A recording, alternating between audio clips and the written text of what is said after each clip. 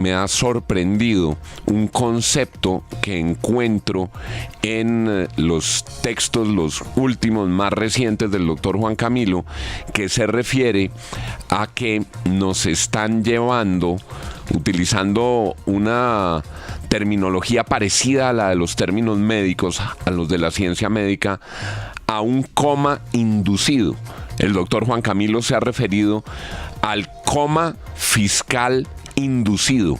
Doctor Juan Camilo, vamos hacia un coma fiscal inducido, ¿y eso qué es? Juan, buenos días a usted, a todos los oyentes, a su mesa de trabajo. El término coma fiscal inducido en realidad no es mío, es de un funcionario del Ministerio de Hacienda hace 3 días en un foro que hubo promovido por la Corporación Financiera Colombiana.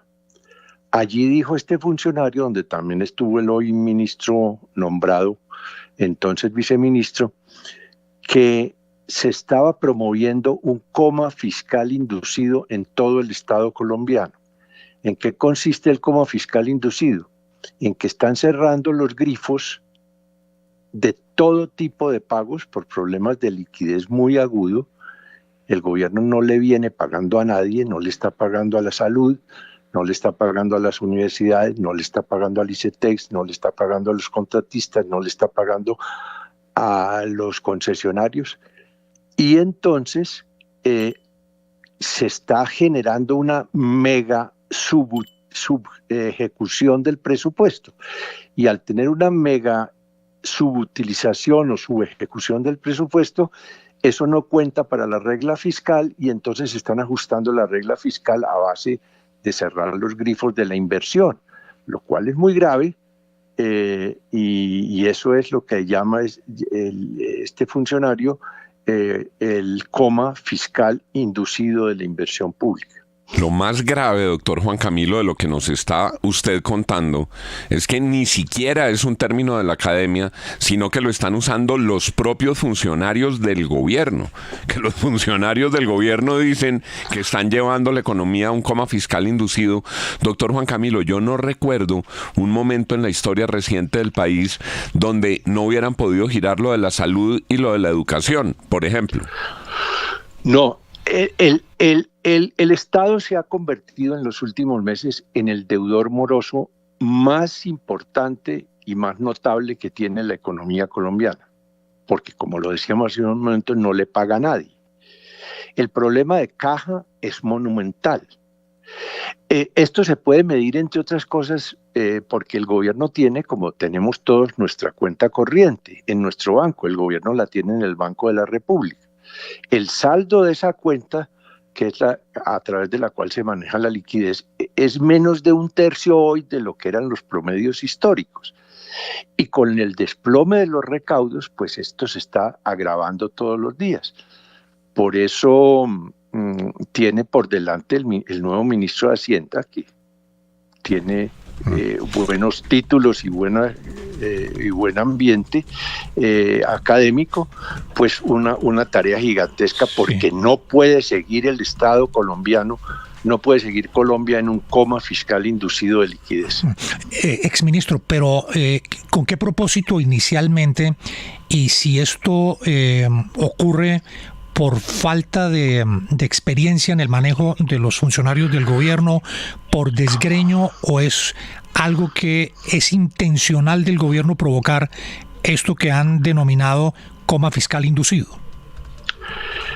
Yo lo que saco en claro de las propias declaraciones del Ministerio de Hacienda en la reunión que les cité hace un momento, es que descubrieron que estar inmersos en una crisis de liquidez y cerrar los grifos de todo el mundo, algo lo dijo el ministro de Paso, el nuevo ministro de Hacienda, en la entrevista que ustedes le acaban de hacer, que el problema está muy delicado de caja y que apenas están pagando pensiones y salarios y todo lo demás está cerrado. Pero entonces descubrieron que esa es una manera artificiosa y artificial y desafortunada, pero es una manera de cumplir con la regla fiscal, porque no ejecutar el presupuesto, ¿qué quiere decir? que no se hacen gastos de los que se imputan como gastos contabilizables en la regla fiscal. Entonces están ajustando las cuentas de la regla fiscal en buena parte, no ejecutando. ¿Y cómo no ejecutan? No pagando. Sí, exministro, el argumento principal del presidente Gustavo Petro en toda esta discusión ha sido siempre que esto corresponde a un sobreendeudamiento excesivo del gobierno Duque para responder a la pandemia y que esa es la razón de la crisis de sostenibilidad fiscal hoy en Colombia. ¿Eso es cierto? Eso desde luego no es cierto. Mire, yo no hice parte del gobierno Duque. Por eso puedo decir con autoridad o sin conflicto de interés, que es una disculpa verdaderamente delirante del presidente Petro. O sea, según unos datos recientes que publicó el Fondo Monetario, 90 países en el mundo, repito, 90 países en el mundo tuvieron que subir sus niveles de endeudamiento para hacerle frente a una de las emergencias quizás más delicadas que ha vivido la humanidad en el último siglo, que fue la pandemia. Entonces, el gobierno Duque, como lo hicieron otros 89 países, subió sus niveles de endeudamiento. ¿Para qué? Para hacerle frente a los gastos médicos de la pandemia. Ahora bien, estos niveles han estado bajando. Entonces, encubrir este enredo fiscal en que está el país, tan delicado y tan complejo, diciendo que es culpa de un endeudamiento que adquirió el gobierno Duque, es, por decirlo menos, un disparate monumental. Ningún estamento serio de la academia le hace caso y le hace consideración a esto, ni la toma en serio. El gobierno tiene que aplicarse. Si ustedes me permiten, yo quisiera decir unas palabras sobre la reforma tributaria que está andando. Claro, adelante, por favor. Y el tipo de ajustes que hay que hacer, pero no es echando la culpa. Es que uno puede mirar, Juan, y utilizar el espejo retrovisor. Claro, un buen automovilista utiliza el espejo retrovisor, pero cuando se necesita. Pero cuando solamente se mira por el espejo retrovisor y no por el vidrio panorámico, pues ese automovilista termina estrellándose. Y eso es lo que en parte nos está pasando. Entonces, yo quisiera hacer un comentario sobre la coyuntura, ya no del coma fiscal inducido, que creo que ha quedado... Adelante, doctor analizado. Juan Camilo, ha quedado muy claro, pero siga, por favor. Bueno, quisiera hacer un comentario sobre... Yo hago parte también de los que, para utilizar sus palabras, Juan, al comienzo de la entrevista con el ministro, yo lo felicito a él, al ministro. Creo que es una persona aplomada, es una persona con buenos títulos académicos, ha sido bien recibida y sobre todo la opinión pública sintió un aire fresco cuando vio que no llegó un activista fanático al Ministerio de Hacienda, sino una persona que va a analizar las cosas con mucha seriedad y con calma. Y eso es bueno y eso le incorpora al país un poco de tranquilidad que le estaba faltando. Ahora bien, dicho eso, quisiera decir sobre esta reforma tributaria que no creo que vaya a tener buen futuro en las comisiones económicas, pero que es una reforma inoportuna, inocua y opaca. No entiende uno si no es por el capricho gubernamental de querer sacar con forceps cualquiera de sus proyectos de ley, ¿por qué insisten en ella? Es inoportuna porque uno no le puede caer al país en esta situación económica en que está, creciendo a menos del 2%, y con unos sectores claves como el manufacturero en crisis, en cifras negativas desde hace más de 3 años, con una nueva reforma tributaria. Pero ante todo es una reforma inocua, por Dios. El propio ministro lo acaba de decir aquí en estas antenas. El problema, en el mejor de los casos,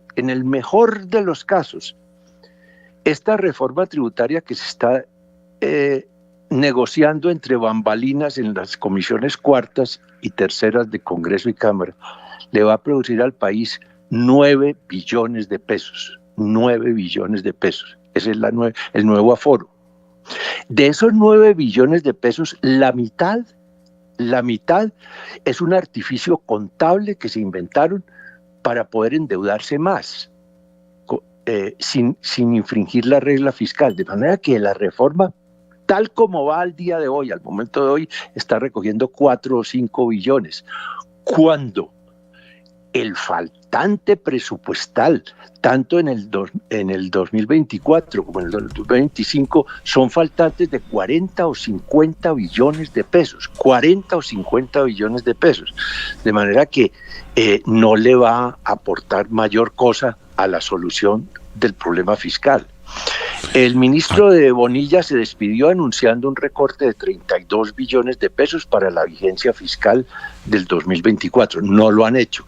Y ahora, cuando echen el presupuesto por decreto de la vigencia 2025, va a salir un presupuesto que van a hacer con un déficit o con un faltante que también entidades como Fedesarrollo, Corfi Financiera, en fin, todas las entidades serias que siguen las cifras fiscales del país aforan entre 40 y 50 billones de pesos de faltantes.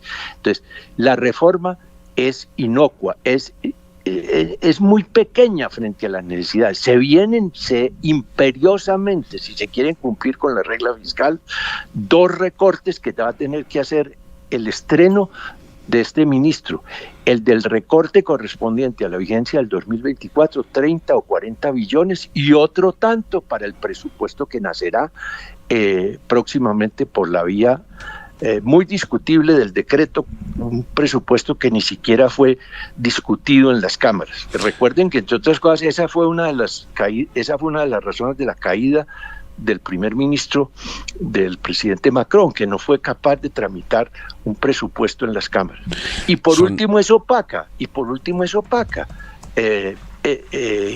¿Cómo es que le tumban entre ayer y hoy el principal ingreso, el poquito que quedaba, que eran los impuestos sobre las apuestas en línea, que era la mitad de esos impuestos de verdad, no artificios contables, que iba a recoger?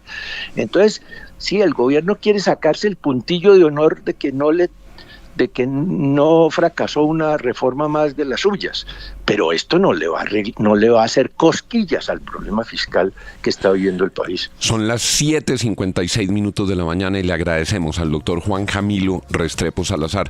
Esta es su voz, sus reflexiones en un momento de enorme angustia fiscal, el coma fiscal inducido, el incumplimiento en las obligaciones del gobierno, y lo que ha dicho el doctor Juan Camilo, que es la pura verdad. Hoy por hoy, el principal deudor moroso de Colombia se llama el gobierno, el Estado colombiano. Gracias, doctor Juan Camilo. Muchas gracias a ustedes, Juan. 7:57.